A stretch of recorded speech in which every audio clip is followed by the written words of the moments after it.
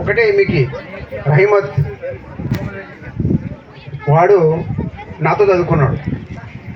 Intermediate second ఇయర్లో first ఇయర్లో private college join అయ్యి అక్కడ విద్య సరిగ్గా లేదని తెలిసి సెకండ్ ఇయర్లో వాడు మా దగ్గరికి వచ్చిండు. ఎంఏఎల్డి గవర్నమెంట్ జూనియర్ కాలేజ్, ఇప్పుడు ప్రజెంట్ వీరన్న సార్ ప్రిన్సిపల్ ఉన్న కాలేజీకి రావడం జరిగింది. అప్పుడు నేను ఎకనామిక్స్ లెక్చరర్. వాడు చాలా మటుకు ఆ యొక్క రహీమత్ అప్పుడు టెలిఫోన్ బూత్ ఉండేటివి, ఇప్పుడు లేవు అవి.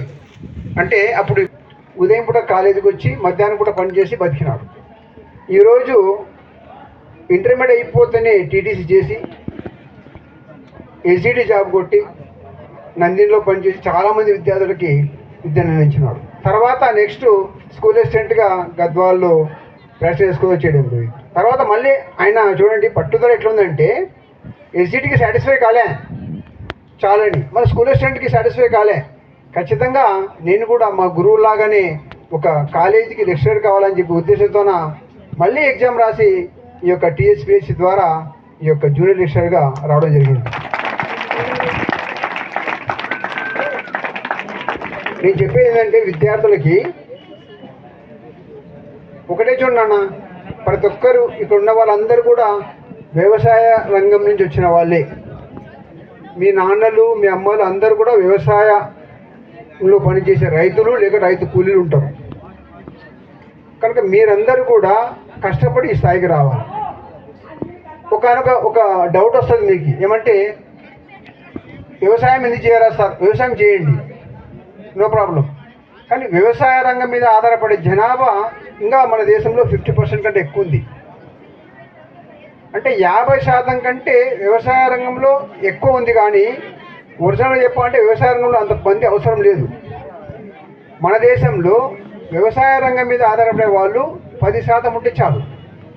10% ఉంటే ఉత్పత్తి అంతే వస్తుంది, 50% ఉంటే కూడా అంతే వస్తుంది. ఉత్పత్తిలో ఎటువంటి తేడా ఉండదు.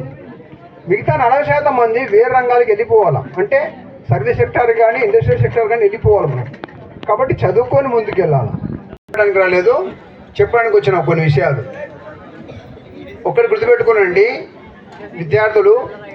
మొదటిది క్రమశిక్షణ ఉండాలి. డిసిప్లిన్ మీలో లేకపోతే ఎక్కడో ఒక దగ్గర ఆగిపోతారు. రెండోది పట్టుదల ఉండాలి. క్రమశిక్షణతో పాటు పట్టుదల దీక్ష ఉండాలి. ఈ పట్టుదల దీక్ష ఉండి క్రమశిక్షణ ఉంటే మీరు ఎక్కడ ఆగరు, ఇంకా ముందుకు వెళ్ళిపోతూ ఉంటారు. దాంతోపాటు చెడు అలవాట్లకి లోను కారాదు. గంజాయి, డ్రగ్స్, తాగుడ, స్మోకింగ్ ఇవన్నీ కూడా ఫస్ట్ ఏమైందంటే హ్యాబిట్, ఒక జస్ట్గా ఎట్లా ఉంటుందో చూద్దాం అనుకుంటారు, తర్వాత అలవాటైపోతారు. అలవాటు అయిన తర్వాత జీవితం అంతా సర్వనాశనం అయిపోతుంది. చూడండి, మొన్ననే మనం చూస్తే ఒక సంఘటన జరిగింది, మీతో పంచుకుంటాను. ఒక 7 years అమ్మాయి ఆడుకుంటూ ఉంది. పక్కనింటి వాడు ఇంటికి పోయి వచ్చేది ఎప్పుడు వాళ్ళే సేమ్ యాక్చువల్గా వెళ్ళింది. వెళ్ళిన తర్వాత ఏమైంది, అమ్మాయి రాత్రి రాలే ఇంటికి. వాళ్ళ పేరెంట్స్ అంతా కూడా భయపడి అక్కడిక్కడ తిరిగిండ్రు, అంతా చేసి పోలీస్ కంప్లైంట్ ఇచ్చిండ్రు. ఆ తర్వాత ఏమైందంటే పోలీసులు వచ్చిండ్రు, చూసిండ్రు ఇక్కడ ఎవరైనా పాత నేర చరిత్ర ఉందా అంటే ఒకరికి ఉంది అని తెలిసింది. వాని ఇంటికి వెళ్ళి తలుపు కొట్టిండ్రు, పండుకున్నాడు, లేని మళ్ళీపోయినాడు. తర్వాత అనుమానం వచ్చి ఏం చేసినారు, తలుపును బద్దలు కొట్టి లోని చూస్తే ఒక అమ్మాయి చిన్న డ్రమ్ములో, వాటర్ డ్రమ్లో ఆ చిన్న అమ్మాయి 7 years అమ్మాయి నీళ్లు మునిగిపోయి ఉంది. వాడేమో డ్రగ్స్ తీసుకొని పండుకున్నాడు. వాడిని లేపి తీసుకొని అడిగితే వాడు అమ్మాయిని ఏం చేసినాడు అంటే డ్రగ్స్ తెలియక వానికి మనమరాలు వయసు వానికి అమ్మాయిని ఆ టైంలో వాడు చెడిపేసినాడు. అరుస్తుందని తెలిపి నీళ్ళ డ్రమ్లో ముంచేసినాడు. ఎంత పాపం అంటే అది, అంటే వాడికి తెలియ కాదు, ఆ డ్రగ్స్ తీసుకోవడం వల్లనే వాడు మంచోడే, కానీ డ్రగ్స్ అనేది వాడిని రాక్షసునిగా చేసింది. ప్రతి మనిషిలో మంచి ఉంటుంది నాన్న, ఆ మంచినే తీసుకోవాలి మనం, చెడుని తీసుకోవాలి. మన చెడు కూడా ఉంటుంది మన లోపల, చెడు ఉంటుంది మంచి ఉంటుంది, కానీ మంచినే తీసుకోవాలి మనం. మంచి తీసుకోవాలంటే మంచి అలవాట్లు నేర్చుకోవాలా, చదవడం కాదు. నువ్వు చదివి గొప్ప స్థానం అయిపోయినంత మాత్రం కాదు. ఈరోజు చదివి రహీమత్ గాడు ఇంతవరకు ఇంకా ఒబీడియంట్గా ఉండడు, మంచి పనులు చేస్తున్నాడు, 100 మంది విద్యార్థులని నేను గొప్ప స్థానం తీసుకుపోతున్నాను ఒక లక్ష్యం ఉంది కదా, ఆ లక్ష్యం వైపు ఉండాలి మనం. ఉండము తీసాము జీవితము ఈ విధంగా చేసుకుంటూ పోతాము, తాకుంటూ వెళ్తాము, తినుకుంటూ వెళ్తాము, మాకేం సంబంధం లేదని ఉంటే ఇట్లే ఉంటుంది. అమ్మాయిలైనా అంతే. అమ్మాయిలు ఎటువంటి పరిస్థితుల్లో మీ యొక్క లక్ష్యం వైపు మీరు వెళ్ళండి.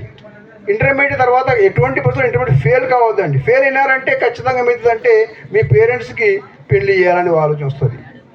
ఫెయిల్ అయినారంటే ఇంట్లో ఉంది అమ్మాయి ఏం చేయాలని, పాస్ అయింది లేదా చదువుకుంటామని మీరు అమ్మ నాన్న ఒప్పించండి, చదివించండి. ఒకవేళ పరిస్థితులు బాగలేవు, ఖచ్చితంగా చదువు ఆపేస్తారు, పెళ్లి చేస్తారంటే కూడా భయపడాల్సిన అవసరం లేదు. పెళ్లి చేసుకున్న తర్వాత కూడా చదవచ్చు. డిస్టెన్స్ ఎడ్యుకేషన్స్ ఉంటాయి. ఆ యొక్క డిస్టెన్స్ ఎడ్యుకేషన్లో దూర విద్యా కేంద్రాల్లో మనం జాయిన్ కావాలా. గద్వాల్లో ఉంది. ఇంటర్మీడియట్ తర్వాత డిగ్రీ చేయాలా. మీ లక్ష్యం వైపు, లక్ష్యాన్ని మాత్రం మరవద్దు. లక్ష్యం వైపు పరిగెత్తు, మీ అనుకుంటే ముందుకు వెళ్ళిపోతూ ఉండాలా. చాలామంది విద్యార్థులు ఉంటారు. చాలామంది విద్యార్థినులు కూడా గొప్ప గొప్ప స్థానంలో ఉండరు. దానికి కారణం ఏంటంటే ఒక డిసిప్లిన్, ఒక పట్టుదల, ఒక దీక్ష. మనం ఏం కావాలనుకున్నామో అది కావాలన్నాను అంతే. మీకు అందరు కావడానికి అవకాశం ఉంటుంది. అదేవిధంగా తల్లిదండ్రుల మీద ఖచ్చితంగా అభిమానంతో ఉండాలి.